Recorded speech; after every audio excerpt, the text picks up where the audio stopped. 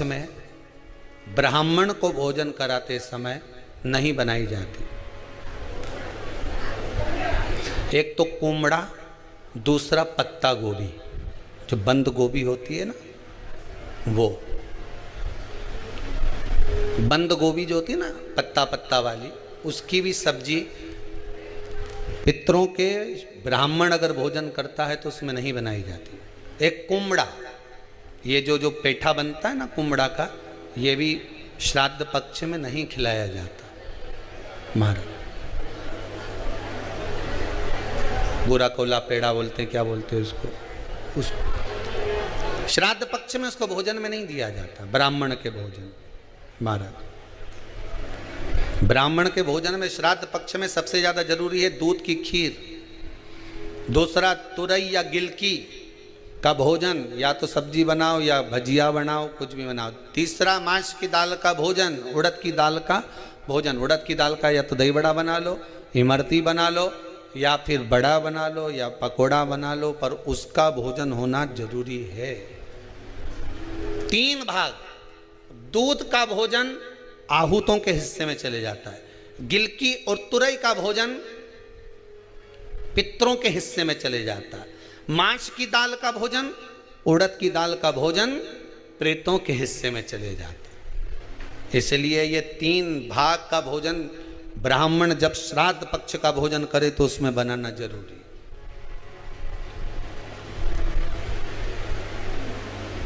बहुत जरूरी। आपके यहां जब श्राद्ध हो भोजन अवश्य भी। कई लोग कहते हैं गुरुदेव जब हम गया जी से आ जाएं तो क्या ब्राह्मण भोजन कराना जरूरी है? क्यों नहीं, कराओ, क्यों नहीं करा? क्या गाय की रोटी निकालना जरूरी है?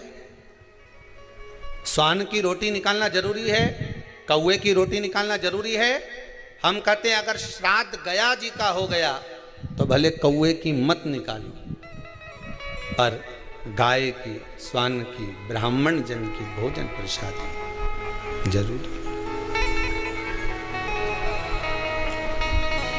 देखिए जब ज्यादा घर में पितृदोष हो ना, ऐसा लगे कि पितृदोष बहुत ज्यादा है, 1 रुपये कमा रहे हैं, 1.25 रुपये खर्च हो रहा है, हाथ में पैसा नहीं टिक रहा, दुकान 4 दिन अच्छी चल रही है, फिर व्यापार डाउन हो जाता है, कोई पैसा लेकर भग गया, नहीं दे रहा, कहीं कर्जा मात्रा बढ़ गई है, ये पितृदोष के लक्षण है कुछ। इसमें आपके घर में जो भी रुद्राक्ष पड़ा हो, जो भी रुद्राक्ष रखा हो, क्योंकि संभाल के तो आप रखते नहीं, पटक देते हो यहाँ में, जो भी रुद्राक्ष आपके घर में रखा हुआ, एक पानी के पात्र में उस रुद्राक्ष को डाल दीजिए, उसमें 1 चावल का दाना डाल दीजिए।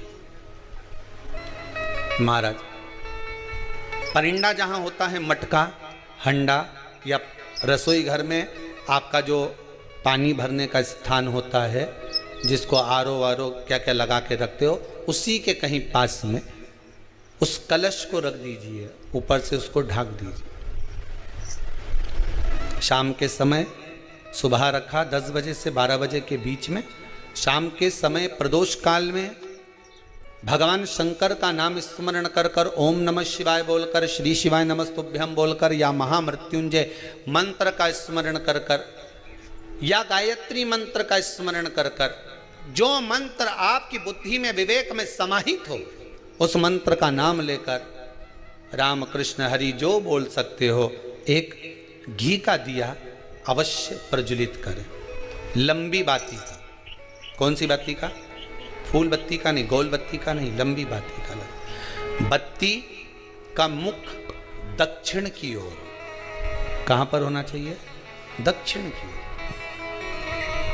ना पूरब, ना पश्चिम, ना उत्तर। बत्ती का मुख कहां हो? दक्षिण की ओर। जैसे श्राद्ध पक्ष में ब्राह्मण को जब भोजन कराते हैं तो ब्राह्मण का मुख श्राद्ध पक्ष के भोजन कराते समय अगर पूरब, पश्चिम और उत्तर का होता है तो श्राद्ध के भोजन का फल नहीं मिलता। उसका मुख दक्षिण का होता है तो हमारे घर के जितने भी पितर उस तिथि में गए होते हैं सबको उसका भाग मिल जाता है और पितृदोष समाप्त हो जाता है। इसलिए ब्राह्मण का मुख श्राद्ध पक्ष में भोजन कराते समय दक्षिण का होना चाहिए।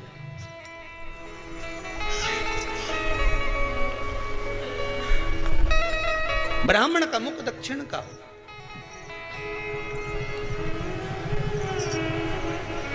यहां तक शास्त्र कहता है महाराज अगर गौ माता को श्राद्ध पक्ष में अगर भोजन दे रहे हो तो गाय का मुख अगर दक्षिण का है, गाय का, आपका मुख भले उत्तर का हो, गाय का मुख दक्षिण का हो, आपका मुख भले पूरा पश्चिम कहीं का, गाय का मुख अगर दक्षिण में है, अगर आपने दक्षिण में गाय को खड़ी कर रखा है और दक्षिण में उसका मुख और आप भोजन दे रहे हो तो शास्त्र कहता है कि किसी पिंड की जरूरत नहीं पड़ती, गाय स्वतः कल्याण कर देती है, गौ माता स्वतः कल्याण कर।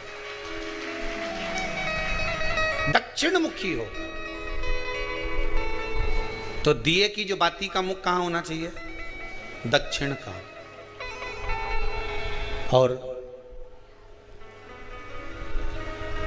दक्षिण का मुख हमारा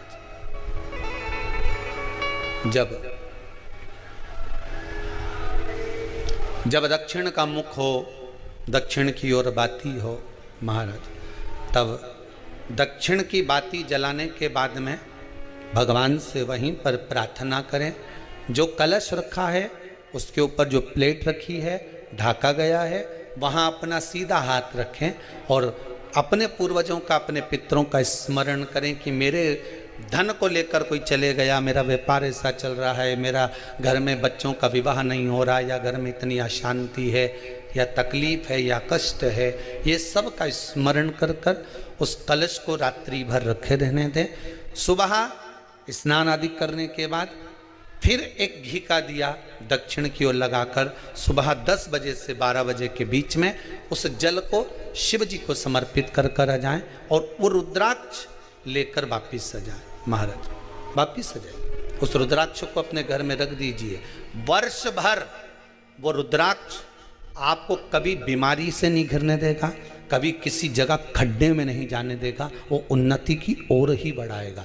भले कोई भी रुद्राक्ष हो, 1 मुखी से लेकर 14 मुखी, 20 मुखी, 18 मुखी, जो रुद्राक्ष आपके पास में, आप तो उसका स्मरण करिए, आप उसका स्मरण करें।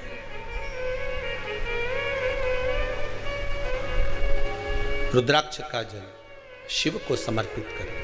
पितरों के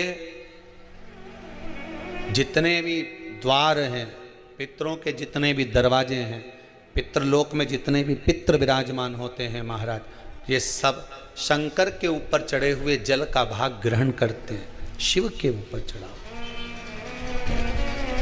33 कोटि देवताओं में से कोई एक देवता ऐसा बता दो जिसको काली तिल्ली चढ़ती हो, काली मिर्च चढ़ती हो, सारे वृक्षों की पत्तियां चढ़ती हों, सब तरह के पुष्प चढ़ते हों, दुर्वा भी चढ़ती हो, बेलपत्र भी चढ़ता हो, आँख का पुष्प भी चढ़ता हो, धतूरा भी चढ़ता हो, जिसको भांग आदि भी चढ़ती हो, तुलसी की मंजरी भी चढ़ती हो।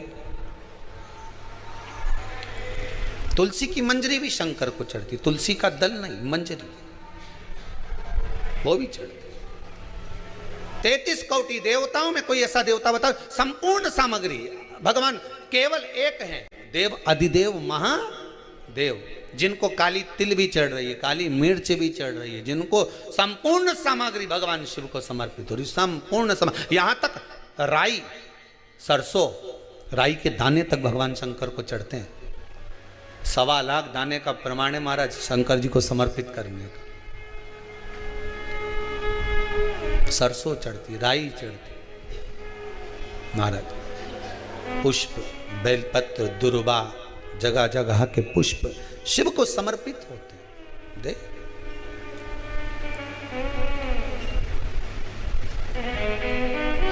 पितृ, जब शंकर भगवान को जल चढ़ाया जाता है 16 श्राद्ध पक्ष में, 16 दिन श्राद्ध के जब हम भगवान शंकर को जल समर्पित करते हैं तो उसका भाग हमारे पितरों को प्राप्त होता है।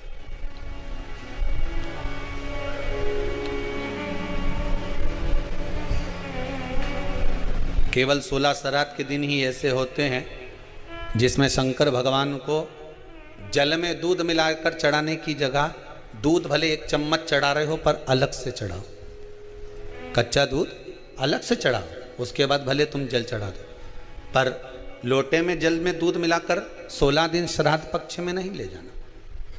भले 1 चम्मच दूध लेकर जाओ, 1 कटोरी दूध लेकर जाओ, पर कच्चा दूध अलग से लेकर जाओ, शंकर भगवान को अलग से चढ़ाओ। क्योंकि 16 दिन श्राद्ध पक्ष के जब भगवान शंकर को दूध और जल चढ़ाया जाता है वो हमारे पितरों के खाते में चला जाता है।